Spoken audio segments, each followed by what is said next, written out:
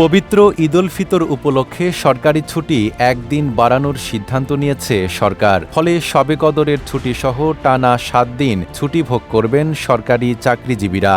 সিদ্ধান্ত অনুযায়ী ১৮ মার্চ থেকে ২৩ মার্চ পর্যন্ত ঈদের ছুটি থাকবে। এর আগে ১৭ মার্চ শবে কদরের ছুটি রয়েছে। চাঁদ দেখা সাপেক্ষে আগামী ২১ মার্চ ঈদুল ফিতর উদযাপিত হতে পারে। সম্ভাব্য এই তারিখ ধরে আগেই ৫ দিনের ছুটির তারিখ নির্ধারণ করে রেখেছে সরকার।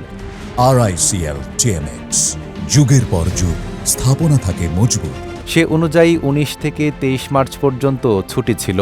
নতুন করে একদিন বাড়ানোয় ১৮ থেকে ২৩ মার্চ পর্যন্ত সরকারি ছুটি। এর আগে ১৭ মার্চ শবে কদরের ছুটি যোগ হওয়ায় টানা ৭ দিন ছুটি ভোগ করতে পারবেন সরকারি চাকরিজীবীরা।